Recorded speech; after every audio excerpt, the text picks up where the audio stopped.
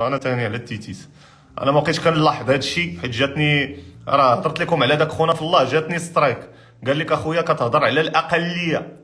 هذا ياك عقلتوا على داك خونا هضرت لكم عليه في الستوريات، وراه ناضوا لي اللوبيات اللي عندي متابعيني مشاو روبورطاو هذيك الستوري. تيتابعوني اللوبيات هيا، والله الا تيتابعوني بالله، تيتابعوني اللوبيات. عرفتي راه مشاو والله العظيم بقى فيهم الحال على داك خونا اللي دويت عليه، اللي قلت لكم ما باقيش ديروه في السطورات. والله العظيم هما صيفطوا لي ميساج انستغرام قال لي باقيش تهضر على الاقليات، احترموا. المهم احتراماتي للاقليات اللي عندي هنا. هز هاد الشيء اللي عندك، هادي هي اللي بغيت تحطها هنا. والله العظيم قالوا لي حطها هنا. هاد الشيء اللي تديروا لتحت حزوه حطوه الفوق، راه هذا هو اللي كيبيع، راه هاد الشيء هو اللي مهم. والله الا قال لك تحقر الاقليات. هذاك خونا طلعوا عنده لي فان ديالو، باش تكونوا عارفين. والله الا طلعوا لي فان ديالو، بلا ما نوريها ما بقيتش غنوريه حيت جاتني فيه سترايك، بقيت غادي نوريه. المهم هذاك خونا اللي وريتكم في الستوري قلت لي داير هكا، هذاك اللي جالس دايره داك المقصود عنده لي فان ديالو وطرني عندي. والله العظيم الا عنده لي فان.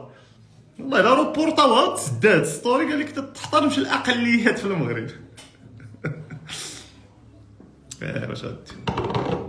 المهم سمحوا لي الاخوان اللي بقى فيهم الحال، انا غادي نولي نحترم الاقليات باللي هم فصاعدا. يلاه عطونا شي سؤال، شي معلومات على تطبيق باينانس. هي باينانس هو عباره على واحد التطبيق خاص بتداول العملات الرقميه.